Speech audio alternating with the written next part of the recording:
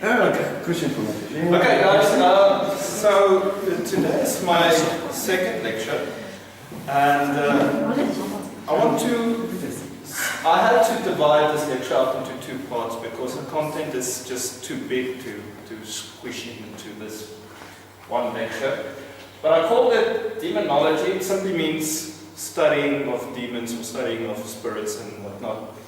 I subtitled it A Guide to Spirits and How They Operate. But first I want to just do a recap of what we did last week. So last week we how knowledge and truth is obtained, how to be protected against falsehood, establishing waypoints, why are we in discussions, humility and professionalism, and how to form arguments and recognize logical fallacies in arguments. Okay. But today we are going to discuss with whom are we warring against. And all these titles I have here is that I just named them, but it's basically based on the character that's being exerted in that argument or situation that I've come across. And so I had to split this up. There's obviously more, and you see there's the Antichrist. I'm not talking about the Antichrist of end times, I'm just simply talking about the spirit of Antichrist. Okay? And there's one thing that I need to tell you guys. If you feel that I am picking on you implicitly, you're right. We're all guilty of being contributors to either one of these things that I'm going to discuss. Okay, so I'm not going to go through them, but right now I'll just go through them as we go on. So, with whom are we warring against? You know, we always, when we hear war, we see this very destructive thing going on there. You know, people lying on the ground and whatnot. But a spiritual war is what we're actually having. That's just an effect after it. The source is something completely different. I'm putting this Ephesians 6:11 here. Put on the whole armor of God, that you may be able to stand against the wiles of the devil. Because we do not wrestle against flesh and blood, but against principalities, powers, rulers of darkness of this world, and spiritual wickedness in high places. Okay. I was very much tempted to get into the explanation of what an angel is, what a demon is, and what a spirit is. But I do not have that time, so I'm just going to go on. Every spirit that I'm mentioning is an influential thing that is happening. Okay? I will get into that now. I'll reserve that for next lecture, so that we can understand what is this war really about, so that we can understand what Antichrist is. Okay, so that we can understand what the adversary is trying to do, so that we can see how this conversation is going and how to give the proper response. Okay. The first entity that I'm going to talk about is called the time waster. Okay. The time waster's purpose is it just wants to waste your time and energy with various tactics, and in doing so tire you out or demoralize you to get you to give up in general. Okay. So what does it do? If you have this discussion, okay, this thing would just try and waste your time, and you would feel like you're just talking and it doesn't mean anything. So, what type of people are used? The rabble. The average stubborn person who is invested in their beliefs, they usually lack intelligence, knowledge, discipline, adaptive abilities, patience, and so on. But they are usually very opinionated and have plenty of emotion, attitude, and so on, including stubbornness, a contrarian defiance, and so on. And they act accordingly. In short, they are essentially no different from the average worldly consumer in the world who is utterly dominated by the elemental spirits of this world. It's a very hard statement, but basically that's the type of person that's being used. Okay? So, to sum it up, if I can sum it up in one statement, it's self-righteous. I'm right, you are wrong. So, how is this entity exposed? When dealing with them, you will feel the sense of that talking to them is a waste of time. They do not care what you have to say to them. In turn, they just mindlessly keep doing the following. What are they doing? They regurgitate the same scriptural proof texts over and over while ignoring what is being pointed out. They regurgitate the same arguments over and over while ignoring yours. They keep asking you fishing questions over and over, hoping to trap you eventually. They keep talking at you, not to you, with the same rhetoric over and over. When refuted, they shamelessly do anything to keep going, like changing the subject, engaging in ad hominem ranting, and so on.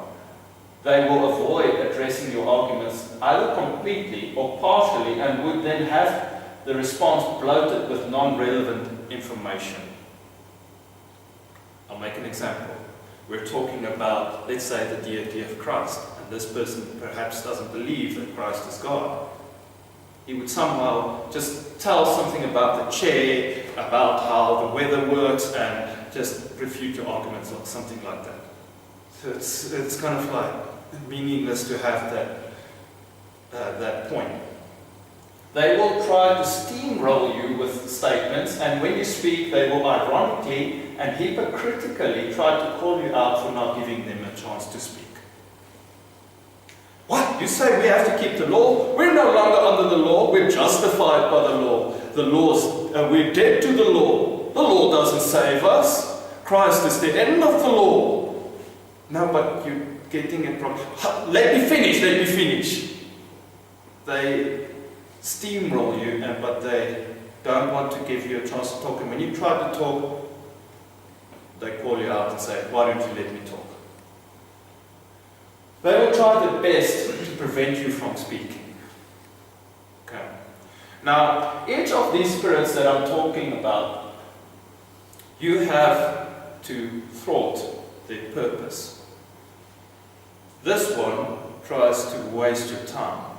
So you have to thwart the purpose and give your point across. Now, I think I forgot to mention this. When it comes to spirits, it's a many-to-many relationship with people. Okay? One person can have many of these spirits, or 3 people can have the same spirit. Okay? The person that you're talking to is just the audience. You're actually dealing with the spirit, the underlying force of what's moving this person to act the way it's acting. When a person is acting in this manner, it's not really him. To you, the person is just the audience, part of the audience. Okay? What do I mean by that? So suppose we're encountering this guy, and this guy is he's trying to steamroll you with all these arguments and whatnot. Know and understand that person that does the communication, he's just the audience. By you dealing with the Spirit, the Holy Spirit will convict him, not you. All you do is you're planting the seed in him. I like to make this very funny illustration that I saw a guy debating Muslims, and he says he likes to go into the Muslims in his mind, in his TV room in his mind, and take off his socks and whatnot and let it smell like him. Let him stay there, move the couch around. That's what we need to do. We need to plant that seed. The person just becomes the audience. Later, the person will go and say, I found this a lot of times. My wife, I have to say, She says, sometimes I know I'm wrong, but I still want to argue and I still want to take it out on you, she knows she's wrong.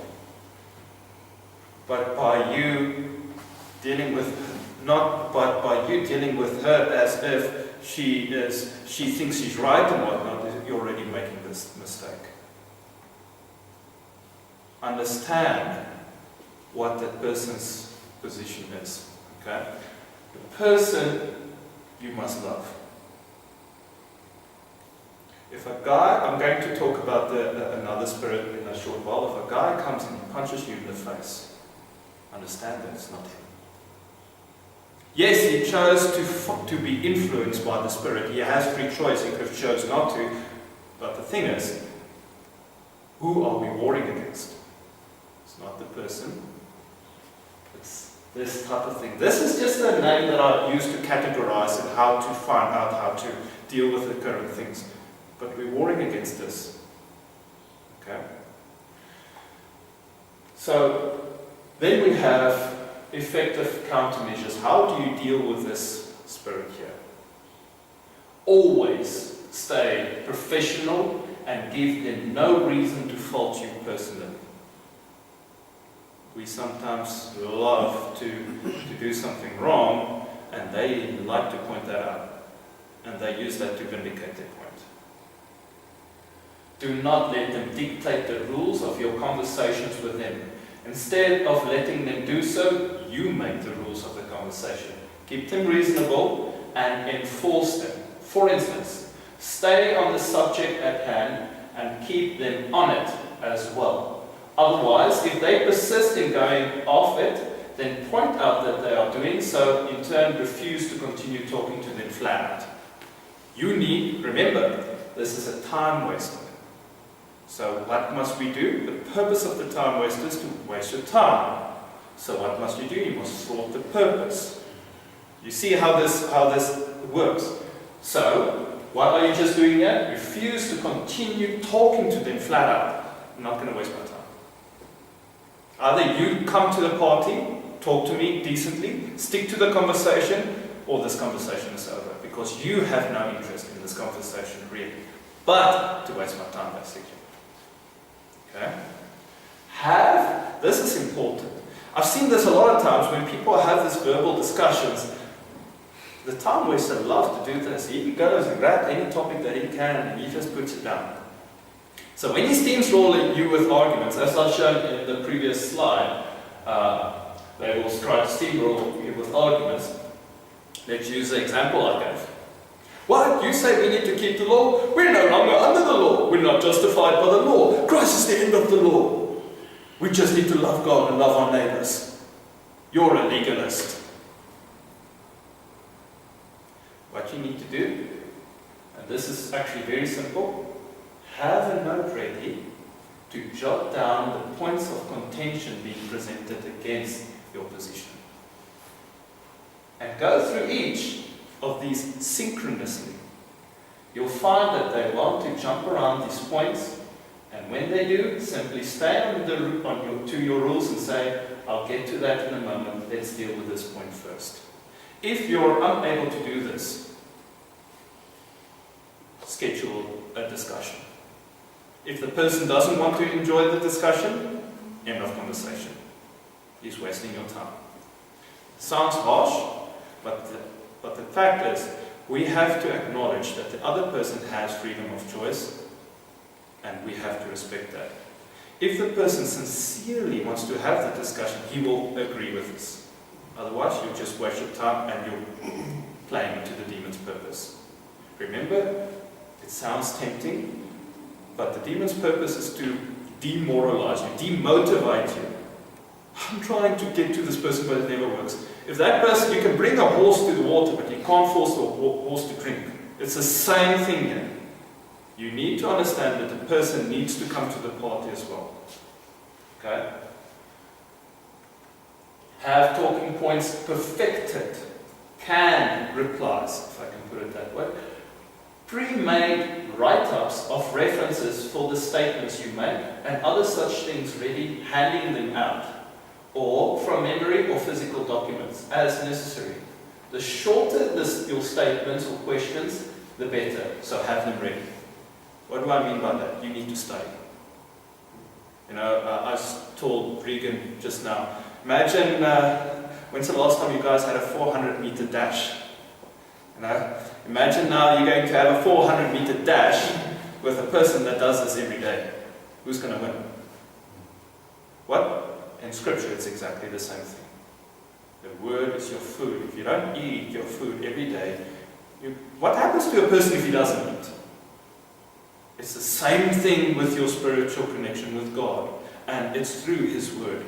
Who is His Word? Messiah is also His Word. We have to have Him studied and eat every day. If you don't, it's going to be much harder. For example, let's take one example.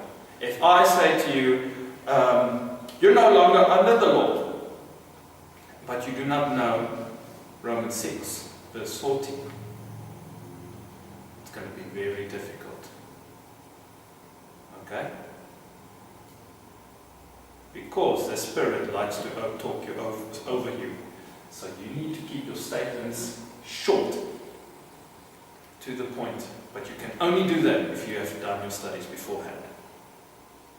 We'll get into that into a future lecture where we talk every through of these arguments and go through them. But the thing is, you guys, I can't go through each one of them. I can just show you how to do some of them. You need to do the study. And you need to have these already memorized or already written out, so that when this opportunity comes, that you can put it down. Okay? 10 to 1, the other guy will have this already, and he will pulverize you if you don't do your homework. It's very, very important. I can't stress that enough. Try some conversational judo. I like that. For example, if possible, respond to what they say by reframing it according to the points you wish to make at the time. Just be careful, do not go off the subject yourself. So, for example, someone says, God was, let's say, we don't need to keep the law. Why are you saying we can sin now? That's a conversational judo. I'm taking your statement, rephrasing it. The words that I'm rephrasing is the definition thereof. What is sin? We've studied that in the, we've looked at that argument in the previous lecture. That's why, first one, I won't be able to make that conversational judo if I did not create that argument in the first place, to say, what is sin? So, now I can. You see how important it is to have the research done first, to build your arguments, so that when this opportunity comes, that you can deal with it accordingly. Now this is important. They are not fond of you quoting them, because like most spirits, they thrive in an environment of ignorance. This is because they would change their position and it would best fit the situation, and therefore would many times contradict themselves. A good recommendation is to quote them and address the quote, like having a voice recorder or a witness or two. When they ask you to cease quoting them, say politely that they must bear with it while in the discussion with you, lest the discussion turns into an ad nauseam or false accusations. I would also recommend you quote yourself on previous comments here and there, especially when there are bearing false witness statements against you. Alright? This is very important. They will twist what you have to say, and you have to call them out. Okay?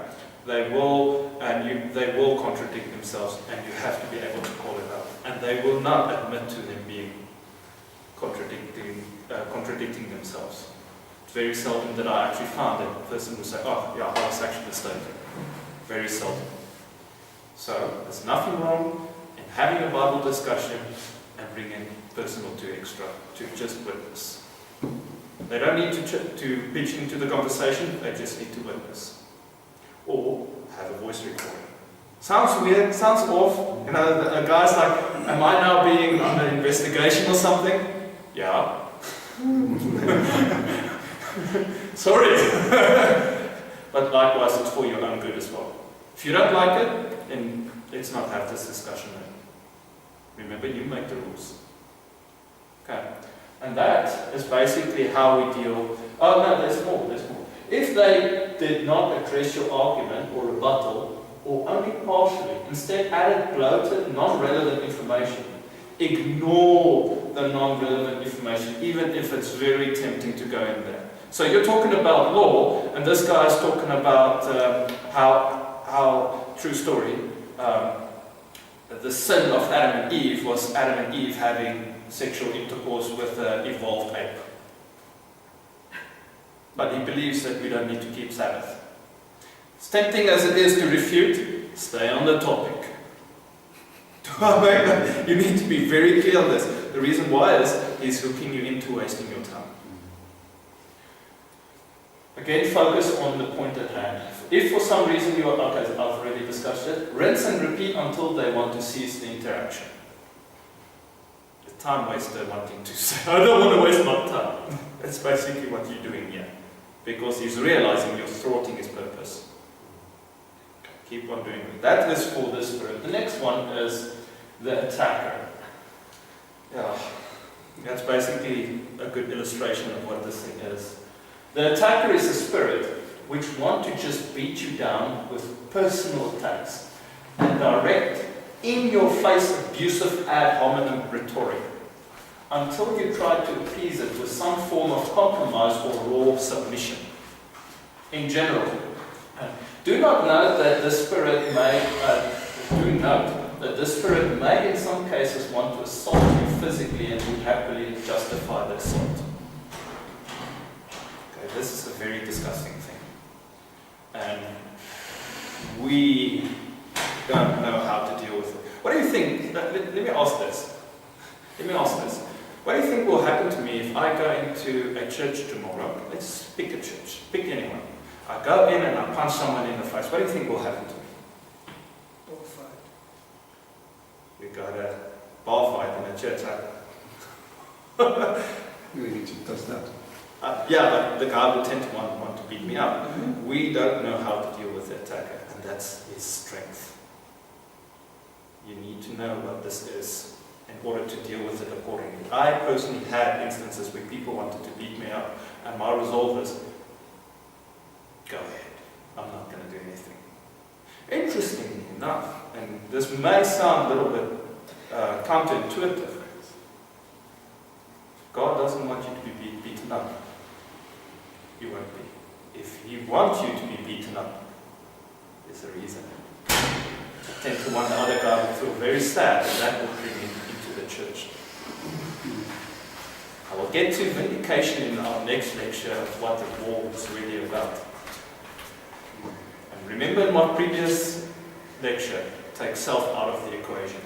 With each one of these demons, you need to take self out of the equation.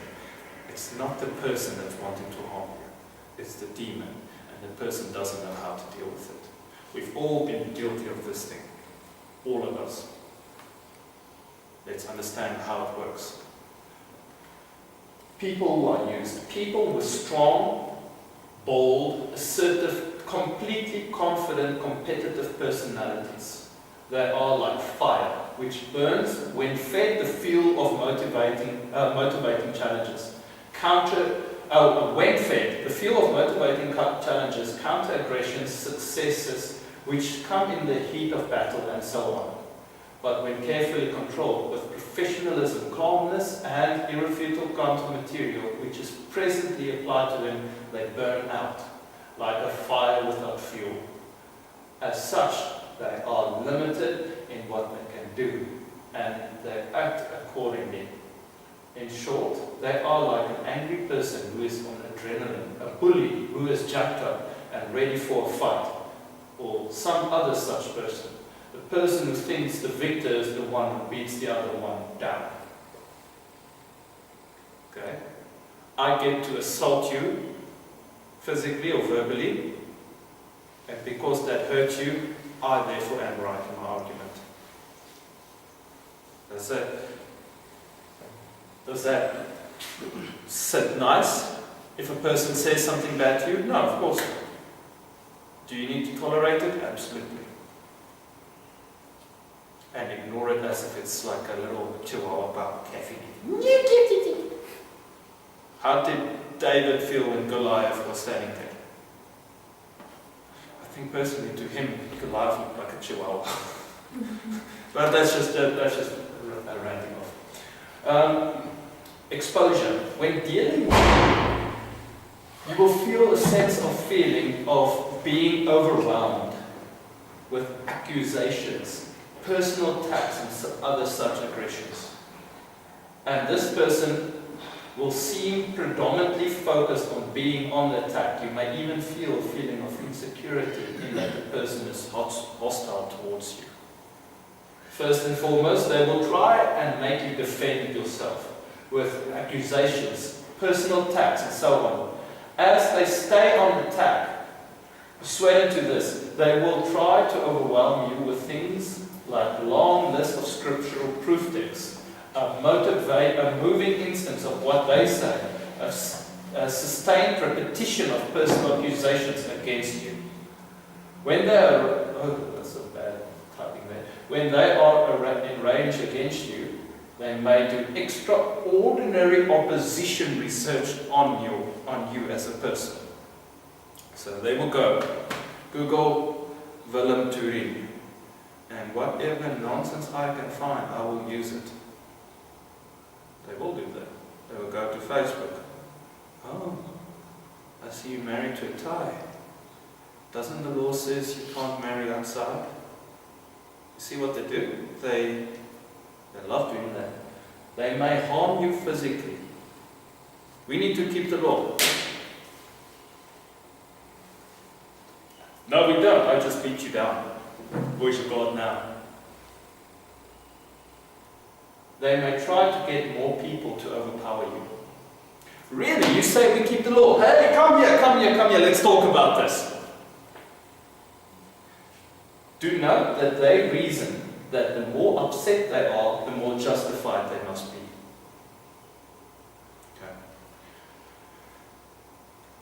Effective countermeasures. Stay calm, keep your cool, get it together.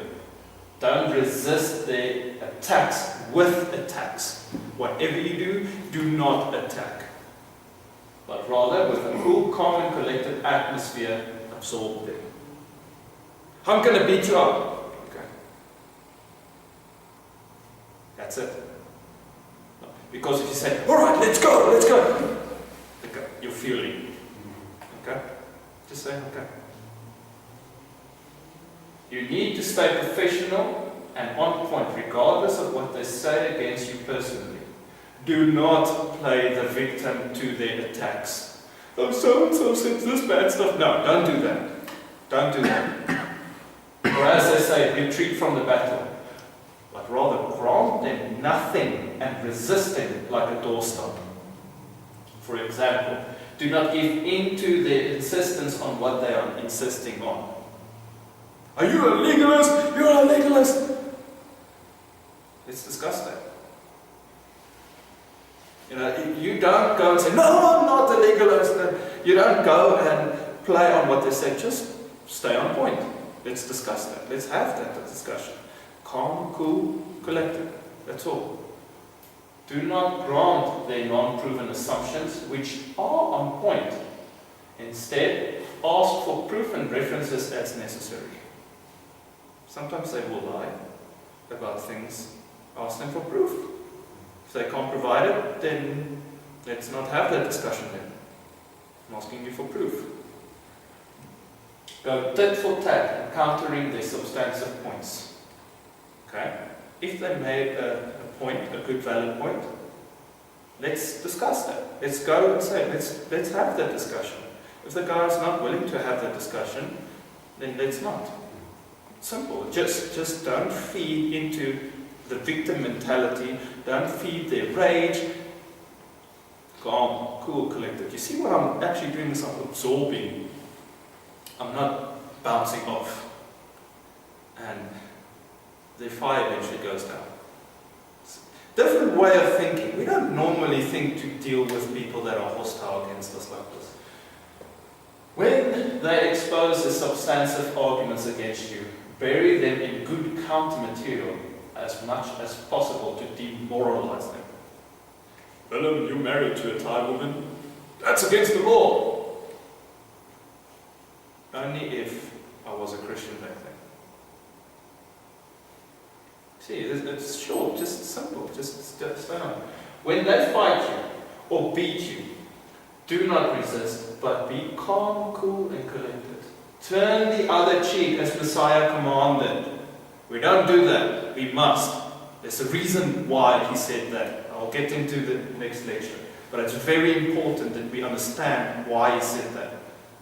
By doing this, to the audience, light and darkness are distinctly seen. Now, who's part of the audience? The person beating you as well. Okay. If they are overtly expressing negative emotions, point this out and use this to your advantage. Can you stop being angry and let's have the discussion? Can you stop screaming at me? You don't need to. Let's talk. If they don't, end of conversation. In fact, I'll get to that now. Sometimes they may get overtly persistent. That is because they are being fueled by simply responding to you in bulk, irrelevant of what you are saying. Then you rebuke the demon by giving the person influenced by it a choice. For example, I have something, true story, I actually used this and the person kept quiet. He didn't just walk off. It seems that your tactic is to undermine my positions with harassment. You can use whatever word you want to use there. It's just, keep on shouting at me and whatnot. So I'll tell you what, I'll give you a choice. You rebuke the demon that is hindering us from having a respectful engagement, and you and I can continue being brothers in Christ, even when we differ in positions. Or you acknowledge the demon that is hindering us from having a respectful engagement, then I will not bother with you anymore. Simple. Different way of looking at things, eh? But yet you see how I rebuke the demon and not the person. We often associate the person with the thing that influenced them. But we seldom understand that we're not warring against flesh and blood. Yes, you know what's going to happen, but then they're going to come at you and they're going to say, now you're calling me a demon. No, You're just demon possessed. Yes. It's a hard, it's completely different. What is the guy going to say? Is he going to deny that wanting to beat someone up is not is not a demonic influence? It's actually definitely not godly. It's definitely not godly. So what is it? It's either going to be their pride or their aggression when they're coming at you. But I think a lot of the times they don't realize why they're angry. So pointing that out is actually just, okay. Maybe I should take a step back from why I'm getting there and start saying. If they beat you up, let them. I know that sounds very weird, but who are you reaching? Who are you talking? Why are you talking there in the first place? For your safety? Something, we're in a war. And what do soldiers do? They lay their lives down for their country. Well, if we're in a war and our kingdom is the kingdom of God, what do you think is, and we're soldiers of God, what do you think we must do? Lay ourselves down for us? It's a hard thing. It's very difficult to answer this because we don't have this mindset. We're carnal. It's not born with us. I always see it this way. Being in alignment with God is not natural for the human being.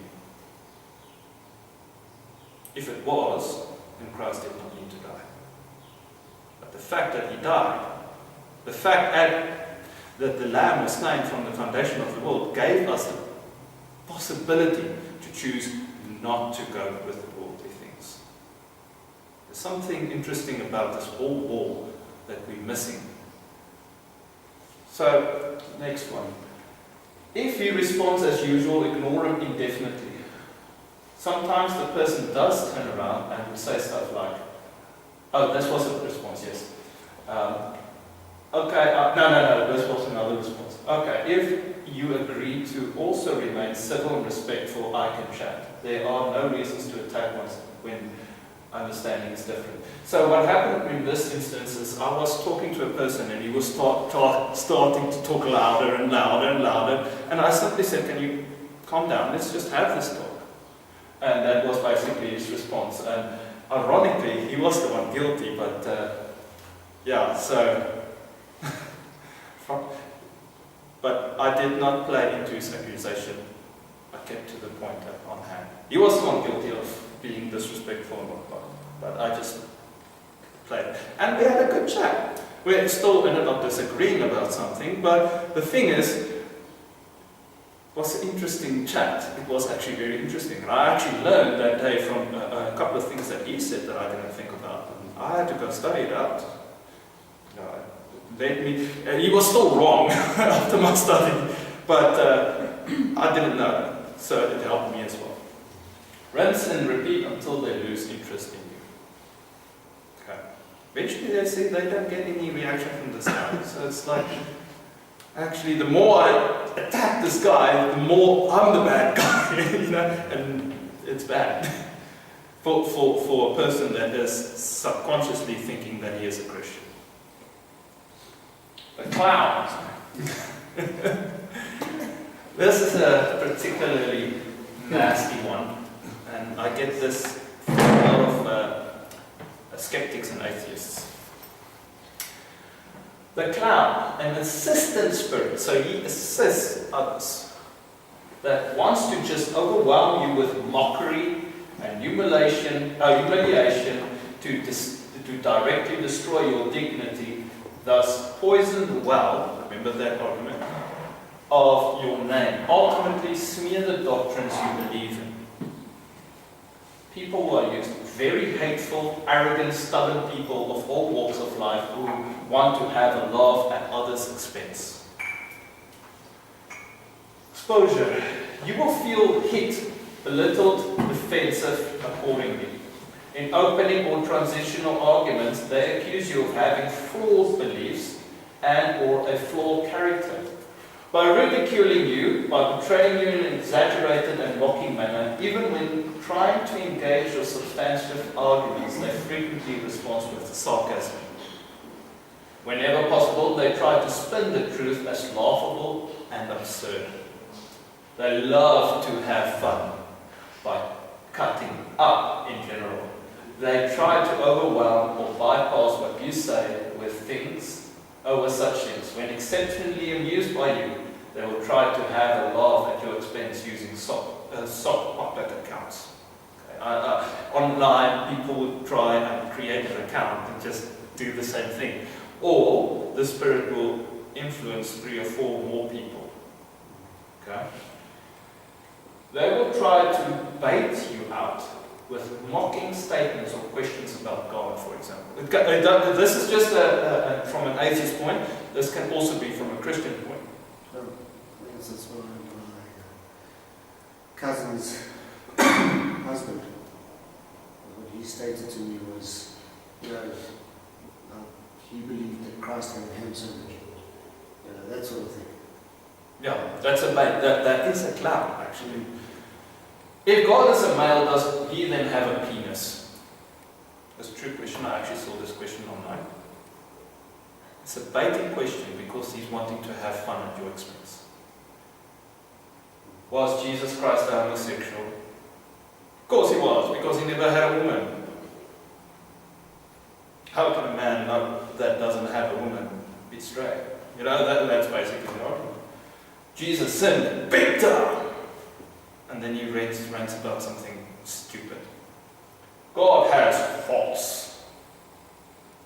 If angels are immaterial, how many angels can fit on a ballpoint pen?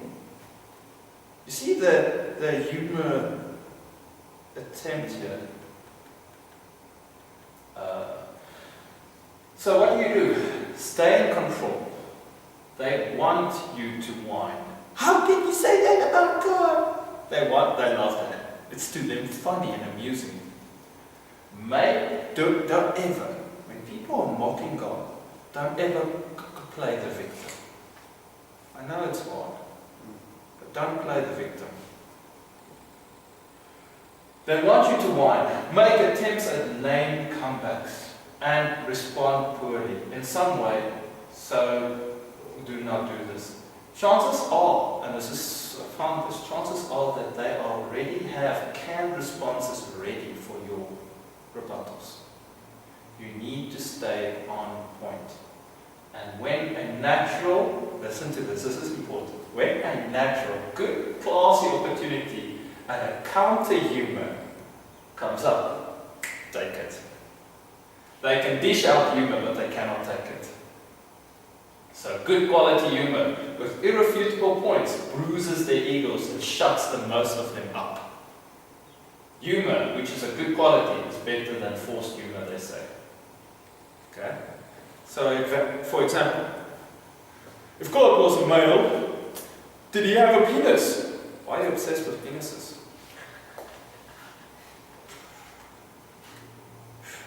It changes the dynamic here in the conversation a little bit. No, I'm just asking, why would anyone sit and think, if God exists, what did he have a penis? Yes, I could say, I could go into the argument of what the actual truth around the question is, but it's meaningless to this guy. You need to take humor and play it on him, and he will stop. Rinse and repeat until they lose interest in you. That's simple.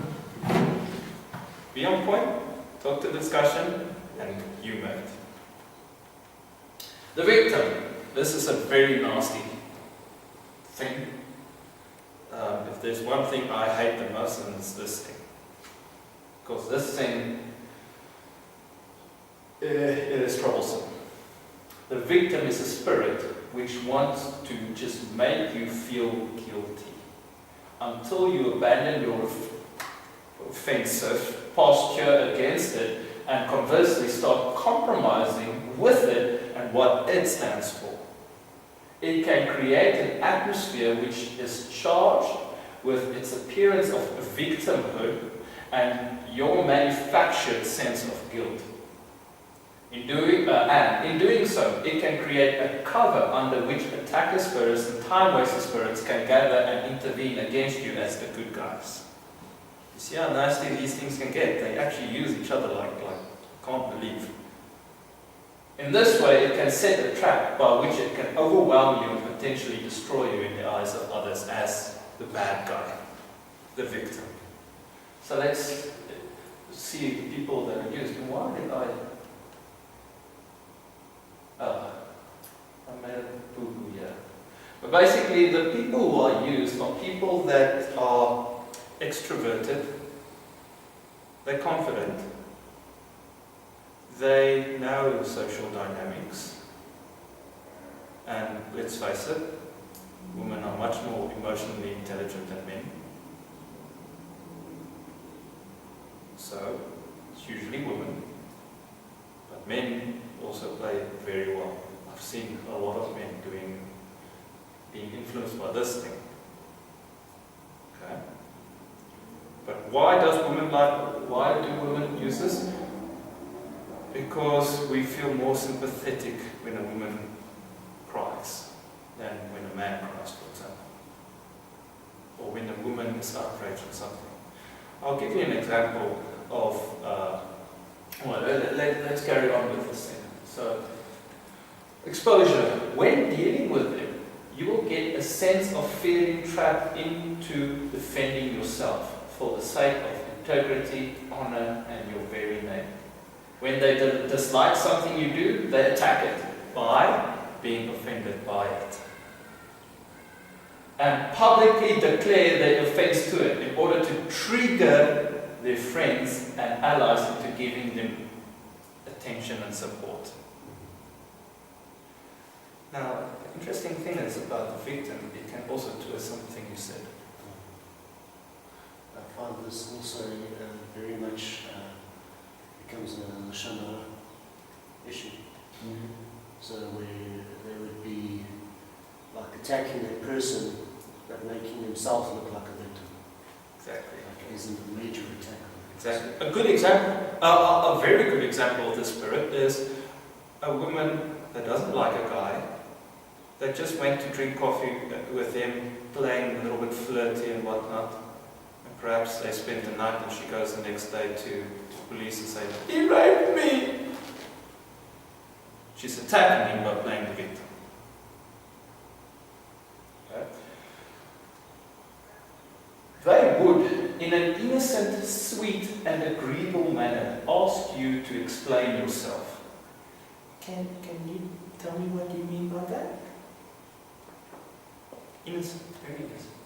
But they will keep misunderstanding and complaining about what you did in the said manner until you take a position or do something that they approve of. Then suddenly they forgive you, and this way they keep you in check and thus under control if you actively socialize with them.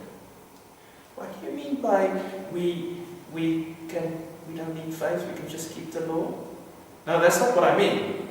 What do you mean then? I mean this and this. So you mean legalism, as in they will keep this on us. No, I mean we can just have faith. Oh, okay, no, I'm fine.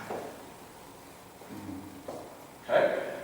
Note that they will many times ask you to explain the reason why you are in their presence. So what are you doing in this church if you're wearing tassels? That's what they are. Because it offends them. Effective countermeasures. Keep an eye out for them as they are easily to spot. Do not try to associate with them, especially in public places that they own. The only exception here is if you absolutely must do it for some reason. Stay away from these people. If you see someone playing victim all the time, stay the hell away. Don't intermingle with that person. That person will get you into trouble. Okay? Now, but it can't always be avoided. What if you're in a discussion with your mother and your mother is playing this victim? Or your cousin? Or a friend at work? What do you do then? Sometimes you are in situations that you can't help. So this is what you do. From the start, watch out what you say and make sure that it's always defensible by any reasonable standard in advance. I would also add, if you can, record your conversations. It will be used against you if you don't. 10 to 1 will much more believe her or him than you, especially with their animosity against the Christian religion. When they accuse you of some offense against them, you will be, if you have a mind of your own near them, take the offense immediately by making them justify the said charges against you. If you are in a neutral location, then you can prevail against them by doing this. That's the way how you defeat the spirit. If you're in a place that they own, then expect to be banned as their last remaining act of one-upping you. That is, unless they are in a good mood and seek to try and give you a quote-unquote second chance, or that they want to show that they gave you many chances to correct yourself. Okay. So what do I mean by being offense? What do you mean we keep the law and we don't need faith? I find it offensive that you would say something like that about me. Play the offense. Like, are you suggesting that we're saved by keeping the law? I find that offensive that you would think that. I keep being on the offensive state, that you are offended by what they say. And what they would do is they would actually try and justify why they say this, and then keep them on the justifying. Eventually the spirit will get tired. I find that that's the best way than you justifying yourself, because that's, remember what's this thing's purpose? Is to attack you by playing the victim. To either coerce you into following what they are, or to get to upright you. I saw this one video of a false prophet. I'll get to a false prophet now, where the woman invited a guy, she's the false prophet, to come and preach, and she said, I have been told by God that this man is a holy man and whatnot. And the guy took the mic and he says, she's a false prophet, don't believe any junk. She says, "He is a demon, get him out of this place." He was banned. That was a victim. He played me for the fool, and so whatnot. But didn't you just say, I have this video, I'll show it to you on the next time. But didn't you just say that God told her that this is a holy man and whatnot? Interesting. Just something interesting. When you are bad, don't fight it. So you're in a church and the pastor plays the victim and he kicks you out. Don't fight it. Dust off your feet and move along. You may, if you want to, give full details elsewhere with evidence to support them, like your voice recording and whatnot. Put it down somewhere so it's just on record.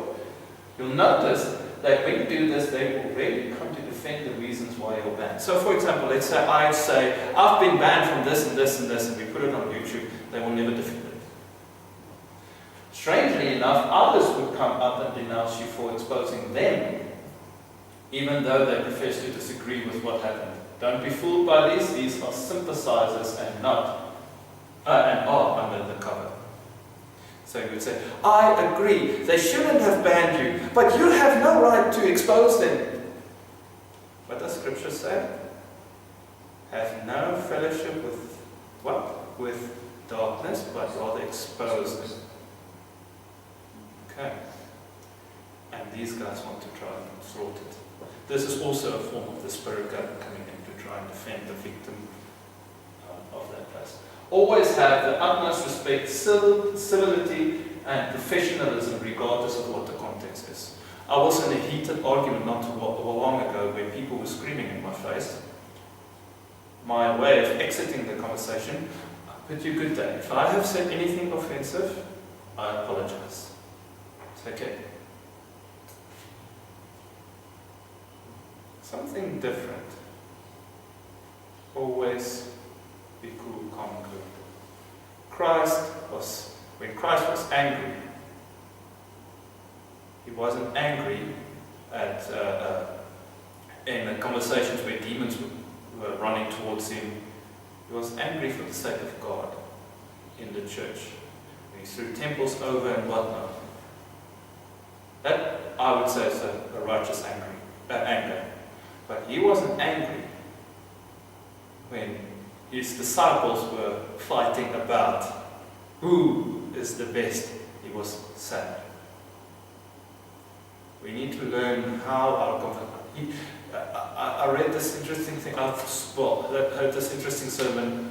Can you imagine this man being calm, cool, and collected all his life, and then suddenly walk in the garden and collapsed, and being just an emotional wreck?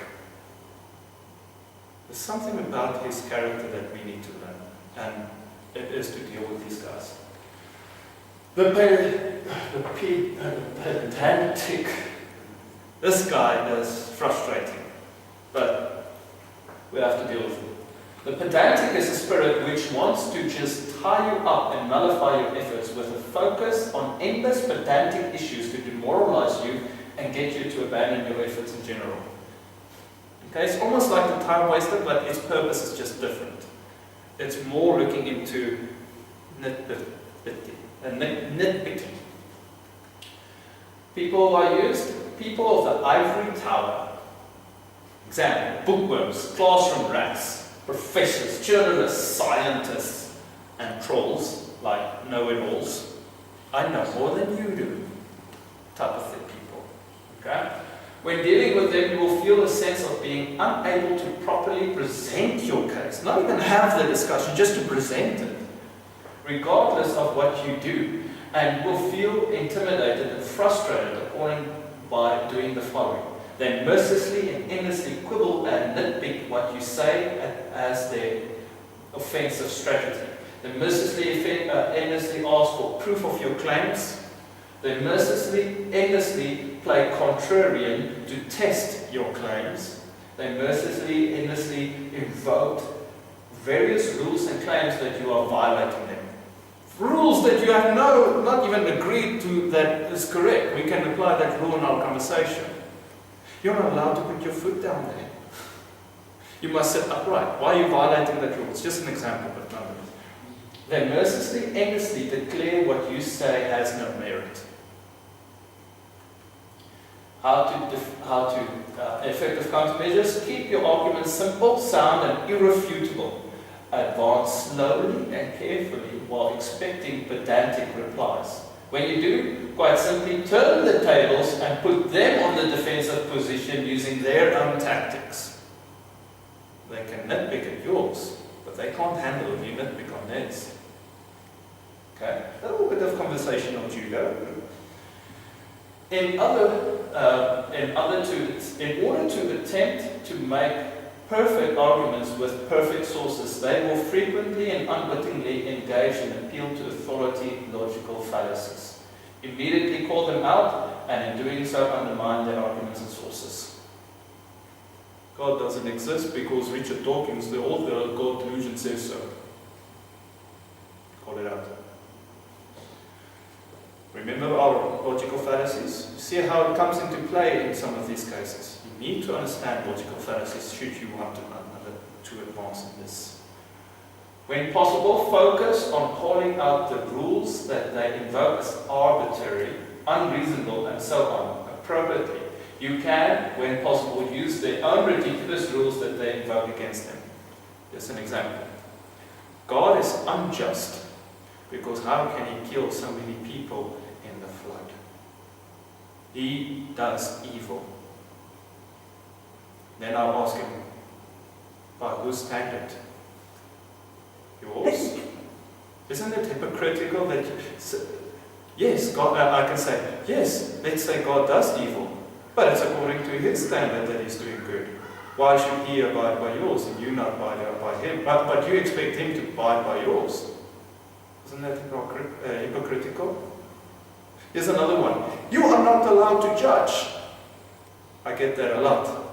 So how do you respond to that? How were you able to tell that it's wrong to judge without judging me in the first place? It's a pedantic reply, and I nitpick at their replies. Okay? They just go, you're not allowed to judge, instead of having the discussion why it's wrong or right. So they nitpick at your judgment. So you nitpick at theirs. And that's how you have this. But remember, we need to sit at home and do these type of responses first, before you can know what to do here, like running that 400-meter dash. Very carefully choose the weakest part of what they are advocating, then mercilessly ask for evidence of it. Remember, they keep on mercilessly asking us for evidence. Do the same. Especially when they stumble and use logical fallacies to do so, and then call them out for using logical fallacies. You're being mercilessly against this guy. Okay? God doesn't exist because X, Y, and Z. Where do you get X, Y, and Z? I sometimes get, oh, this group or denomination, for example, Jehovah's Witnesses. I get a lot of people, they say, Jehovah's Witnesses is a cult. I don't agree with Jehovah's Witnesses. There's many doctrines I don't agree with him. But I don't discuss the Jehovah's Witnesses. The guy, let's say the topic is about Jehovah's Witnesses believes we must eat pork. So he would go off and say they're a cult and whatnot, and he quotes some sources and whatnot. And then I go look up on the sources, and I found that they are actually false attributions. And then I call him out on it. You see, I'm not defending Jehovah's Witnesses. I'm actually attacking the guy's method of research and what work. I disagree with Jehovah's Witnesses. But I'm not attacking Jehovah's Witnesses here. I'm attacking the Spirit. You see how this thing works? Keep reminding them of the flaws and imperfections in their arguments in favor of what they are advocating in a cognitive sense. In other words, in your discussions, constantly make recaps. Oh, it's okay, so you disagree with this. Eventually they get tired and they just stop. Because they can't pedantic nitpick at you and to demoralize you because it doesn't work. So they stop. They just stop. The non-desirable ally. I have this picture with a woman back with a knife behind her back. Now we always heard this term stabbing you behind the back. Now this is very much applicable, just not directly. We're all guilty of this spirit, and I find this very prevalent in Hebrew roots. Very prevalent. And as you will see now, the non-desirable ally is a spirit which wants to just make you look bad when you have the upper hand, and in doing so, cost your progress in what you are doing. Okay, let's go to people who are used as people who agrees with what you say, but these people usually seem confused, weird, mentally unstable, or repulsive in some way. Okay? So, for example, you and me can have this discussion about the Sabbath. You're not a Sabbath keeper, I am.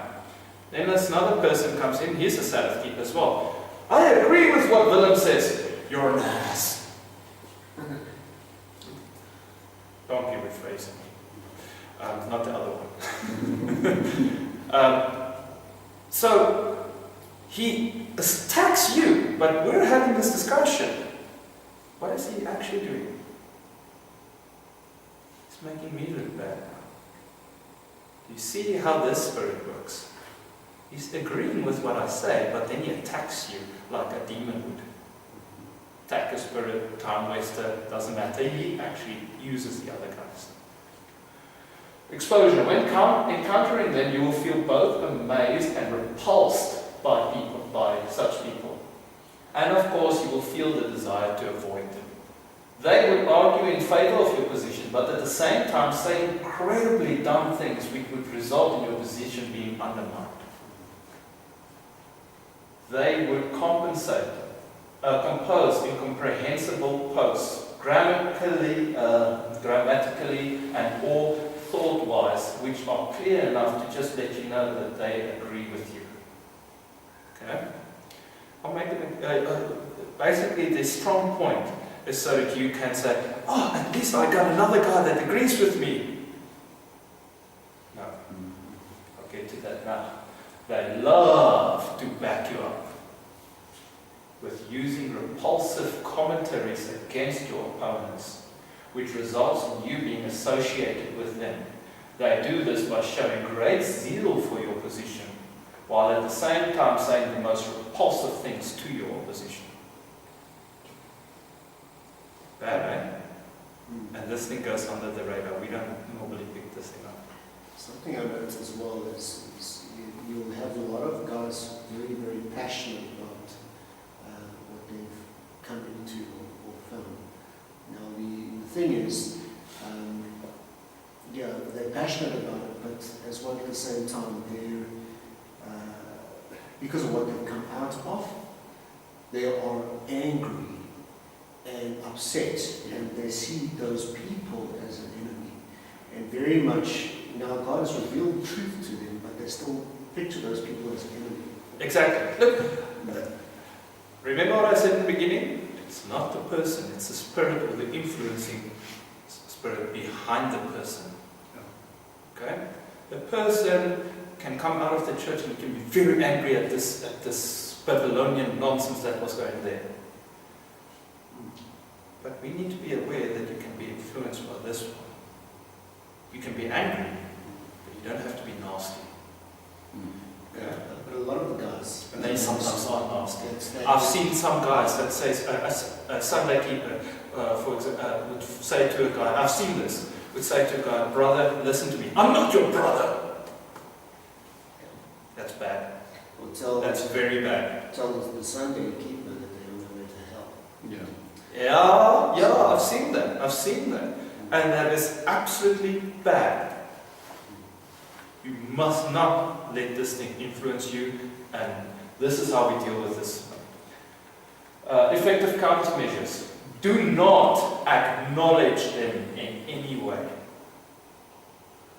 Move along. In rare cases, when someone is reaching for an argument against you, you should never acknowledge or disclaim such people. Just ignore them. And if they ask you why, tell them why. Interestingly enough, they will, for some odd reason, associate you with the church, even though you're keeping Torah. Oh, you're just like them. without any basis. I found this quite often if you denounce them. They take their attack and redirect it to you. Or you can use Torah directly up against that. I've tried. I had one instance that says, where I said, you must love your neighbor as yourself, to this guy. And he says, Torah keeper, okay? And he said, yeah, your neighbor. You must be your neighbor first. See how he's purposely going, he's becoming the attacker here. Remember the attacker. Okay. In other words, make references to the statements even if it will seem to strengthen your position. I wanted to say never make references to, never make references to the statements even if it seems to strengthen your position. So if that person teaches something, don't use them. Just one thing, on your previous example, when the person attacks the character, can you not stop them and say, and say, you know what, if you're not going to break God's commandments, I don't want you in this discussion. Yeah, you deal with him the same way. You picked it up correctly. Remember, it depends, Mark. Remember what I said, the spiritual influences is a many-to-many relationship with people. That person can have the spirit, but not necessarily the attacker spirit. What do I mean by that? It means that the moment you say, listen, go somewhere else, he'll go. That means he doesn't have the attacker spirit, he just has this guy. But if he has the attacker spirit, then you will see that also being prevalent in him. Sort of like that undermining position so that the guy associates the two of you together, right? So he might even go and say, look, go sit down. But if he says something really silly, discussing maybe about Christmas or something like that, so you'll talk to the guy about the roots and the cause of it, and he'll come in and go and you'll say, yeah, no, that's right, completely right, and then he'll say something in passing about anything disgusting. Or he believes he comes from apes, and then all of a sudden you being associated with him makes like you think the same way, right? So that undermines your position. That's the purpose of this demon. It's to get you to bring your position down on association. Now, I have a way out of that, but it's still the damage has been done. You need to take this person completely out and just say, just distance your association from them. That's why it's important. You need to thwart the purpose.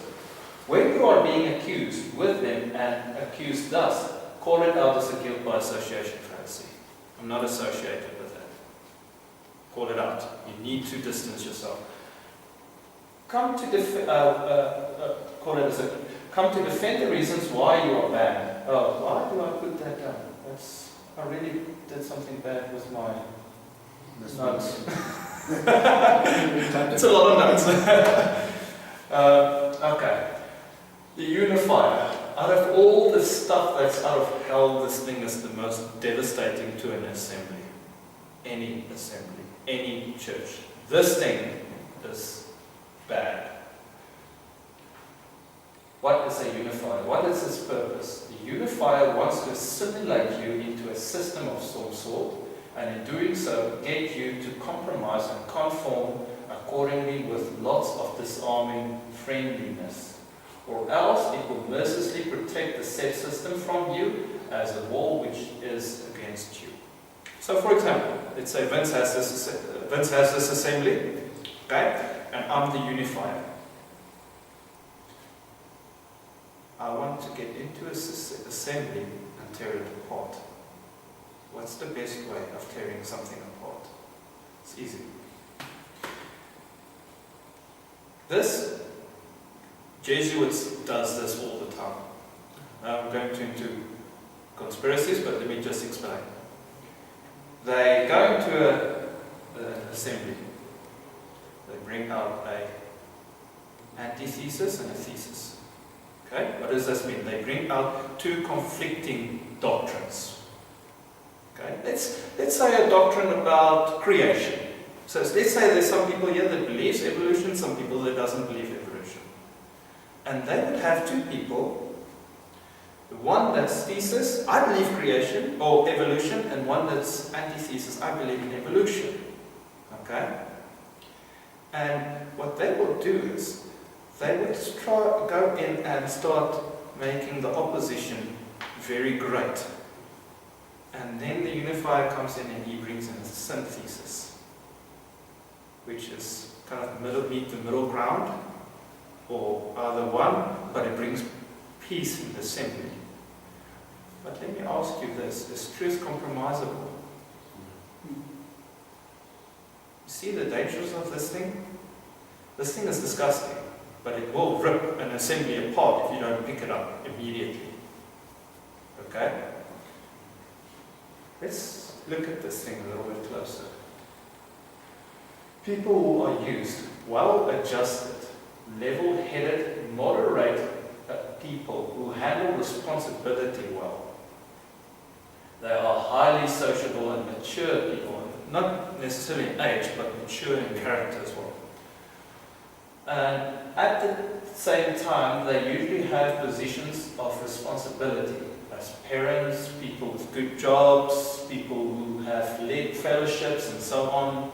So while not pushy as socially refined people, they desire to be they demand respect accordingly. These are the type of people being used. Not necessarily, these are not bad traits. I'm just saying the type of person that will be used by this thing. Exposure. When encountering or dealing with them, you will feel like you are dealing with a higher person, like a more socially refined figure, an older brother figure, a parent figure, or some such figure in a personal setting. And for this reason, you will feel like submitting to them accordingly. It's all about submittance to this thing.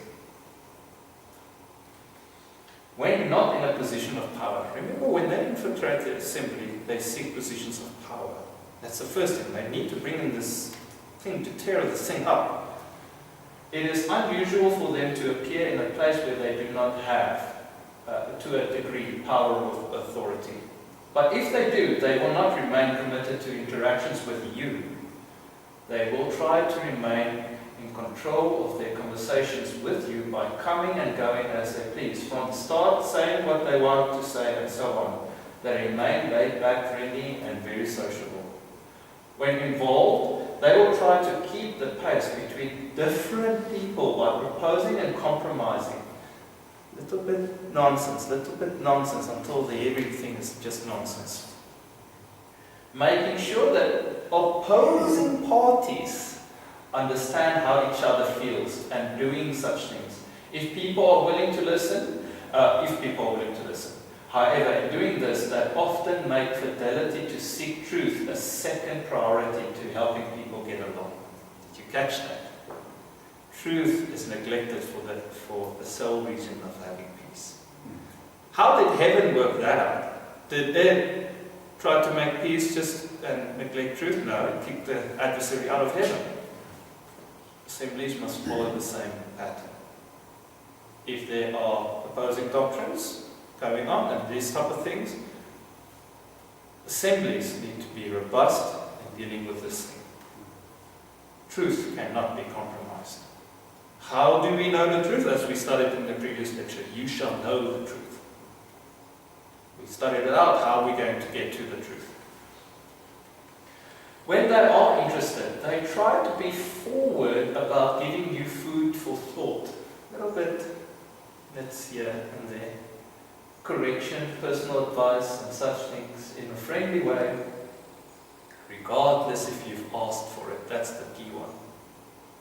I didn't ask you for X, Y, and Z. Why are you giving me X, Y, and Z? Yeah. However, such input may or may not be based on truth. In fact, it may well be based on half-truths. If them doing this offends you, they affirm your decision to disregard it. No, it's okay. It's fine if you don't agree with me.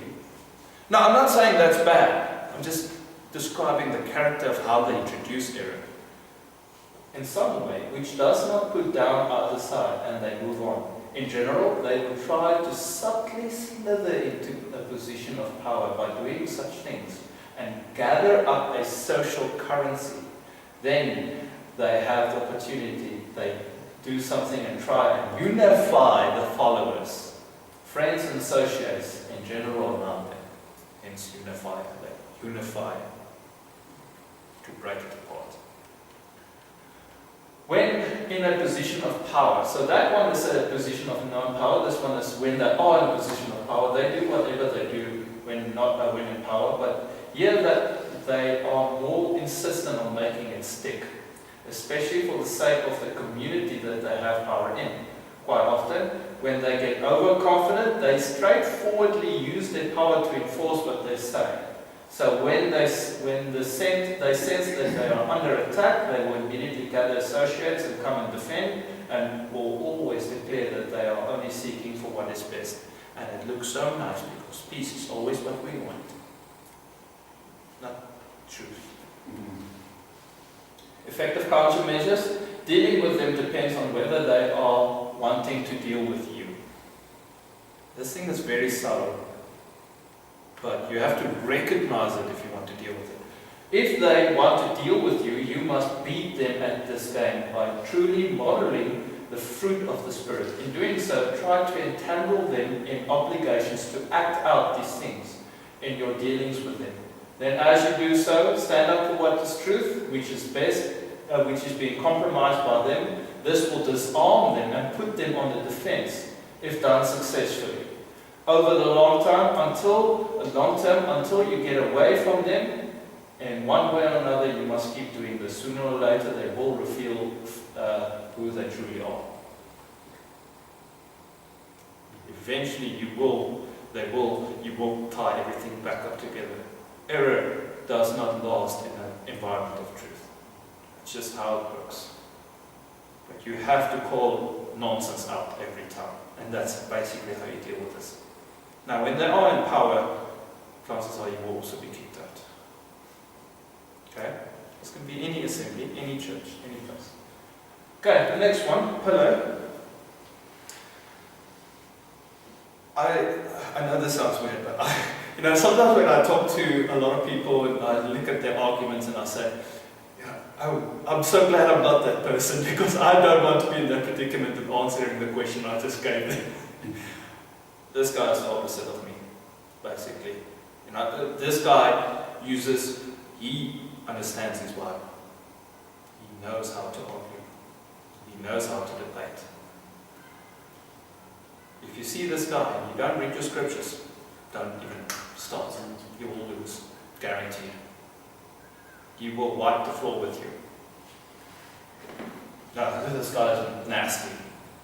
The pillar spirit is a spirit which wants to assert superiority and leadership over you, and thus dominate you accordingly to enforce what it promotes. People are used. People in persistent positions, such as pastors, CEOs, and such people. Yes, they do post online.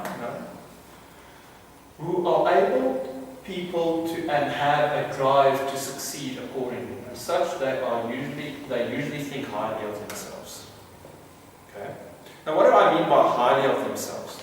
I'm not talking about I'm better at you because I can have this argument. No.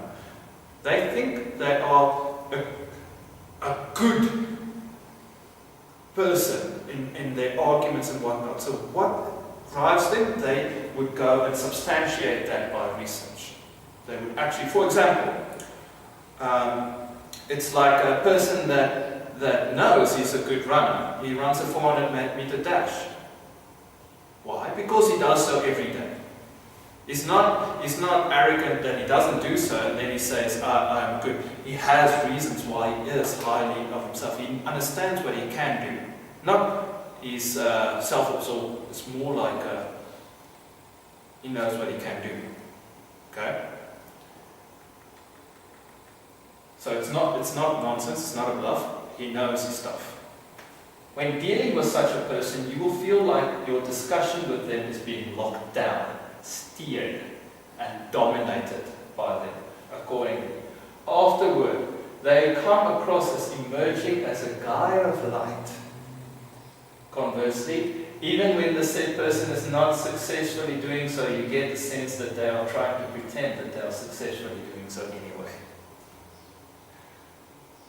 They try to own your discussion with them as pillars, hence the name pillar, which support what they stand for like how pillars hold things up. As such, they are like debate gladiators as necessary. They intelligently, surgically, efficiently and strategically try to take control of the premises at hand and various logical traps proactively and reactively. In this way, they try to suffocate your resistance to them from the start. In doing so, they will reply fast and efficiently and take over common threads, or called discussion threads, with ease. Then they stop. They just stop. What happened? They established the foundation for other spirits to come in, like your time wasters and your victims and everybody else. I've already taken this over. And when he sees the battleground being loose, he goes in. He's not a pawn in your chess game. He's a knight. He goes in, clear up, comes back. Goes in, clear up, comes back. They take opportunities to make themselves look good in some way, with the instance of the workings of other spirits, such as unified spirits. They work together, these guys, very well. When they are done, they post still actively sell themselves until, well, not just post, but the statements they make, unless effectively countered. Their arguments are powerful only in proportion to how true they are. That's important for you to know. If you are not well informed on the topic or an experienced debater, I would strongly advise you to back off and just not respond. Go do your homework first. Okay? However, because they have a false doctrine, by its very nature will limit them and make them vulnerable. In accordance with this, one must out-debate them with superior knowledge of biblical scripture, superior logical arguments, superior evidence, and other such things, which have a better grip on what the truth is. There is no shortcut for this. Definitely defeating them is honest, hard work. Let me give an example of how strong our Messiah is. Pharisees, bunch of Pharisees, went at him. They are pillars. They know their scriptures. Oh, they know their scriptures. How did Messiah react to the scripture? His power in debate is actually so powerful that he silenced them in one question or two. I don't think I can do something like that, and I don't know anyone that can, but Messiah knows his scriptures. He is the Word. Of course he's going to know it better than they are. But that's how you deal with pillars. Now what would have happened? They would have gone in, get the Messiah to go, and then they will move out for the other guys to take over. That's how pillars work. They're the pillars of their established doctrine. Scary guys. But then that also makes you very, very sure on what you believe. Oh yes. So you go back and do that research. Oh yes. Make sure that you are. Oh yes. Watch out for pillars. If you don't know what you're talking about, stop. You will smear the floor with you. Previous lecture I talked about this a little bit. Guys, the proclaimed prophets praying someone with doom. My student is sitting right behind me. No ways. That was one of my students. Right there. Did you do? I didn't have a voice check. But he's like, he says that man is a prophet, and he's done this and he's done that. And this is what the Bible says. This is what the Bible says. It's praying doom in a person's face. Very biblical, isn't it?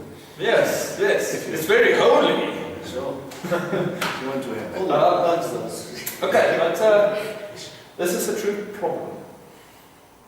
False prophets are not necessarily what we think of them. They're a little bit more difficult to understand. A false prophet is a spirit which wants to captivate you in a false direction or doctrine by serving as a beacon of special light, special knowledge for you. Okay. Additional knowledge. So its purpose, what is a prophet? A prophet simply means spokesman. Okay? So what is a true prophet's job? Is to lead you into the right direction. What is a false prophet's job? Lead you in the wrong direction. So, but how are both authority obtained? In the exact same way, except one is lying. People are used, now listen carefully, sincerely deceived people who are utterly convinced that they are in contact with good spirits of some sort, God, the Spirit, and they are desperate to get their messages out accordingly.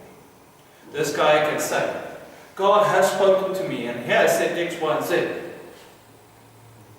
He hasn't tested Spirit. What he said could be true, that some entity did speak to him. It could be definitely true, but did you test it? I feel sometimes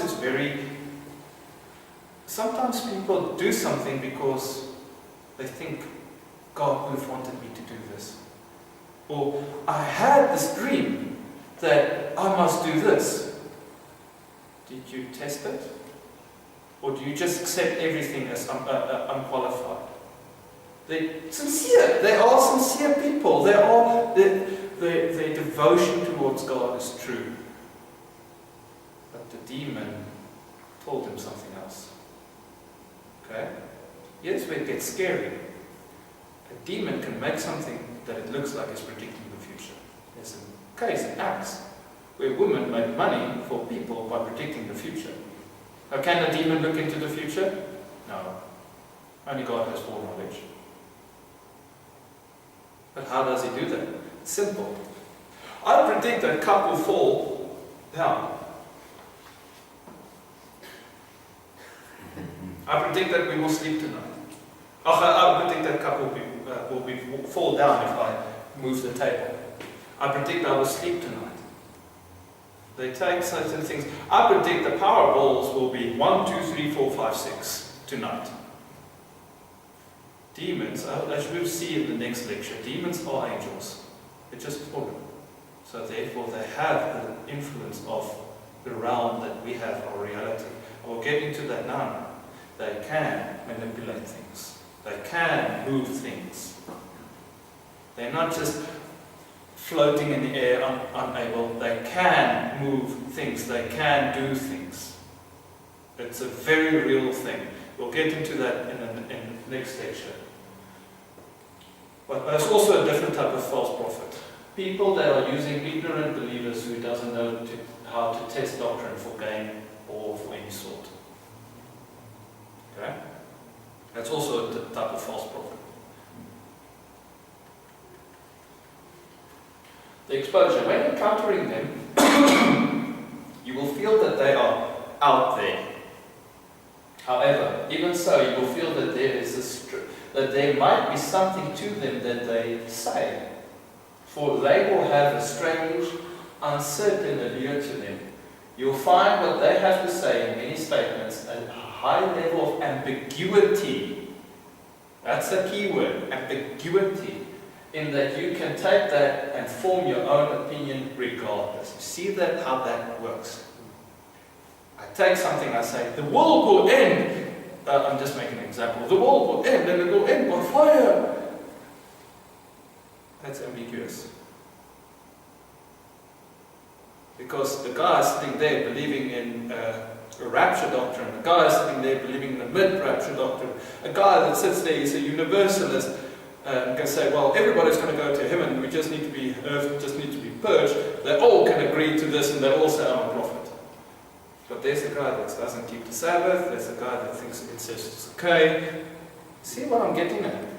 They take something ambiguous, or that many people can kind of like agree on, and then they say, I'm a prophet.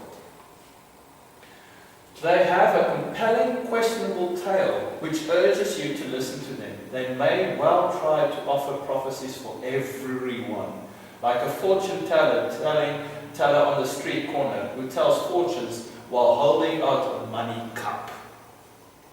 Did you get that? How often I see this? This was one guy, I'm going to call name and shame now. No, let me rather not name him.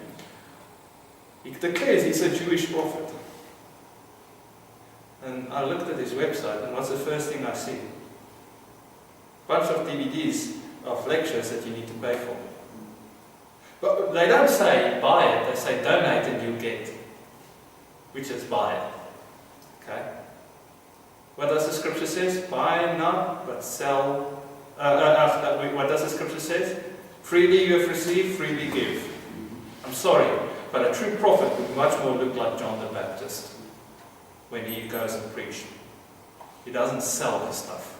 The only stuff that he might sell is stuff that he will make. But he will not sell the truth. They do. They will usually say, the Lord told me, or I just received the stealing that I must say. The thing is, nobody's qualifying what they are saying there. They just accept it as is. Without exception, they will promote what they want to say in one way manner. By spam, by trying to put guest articles on website, by having their own websites and so on.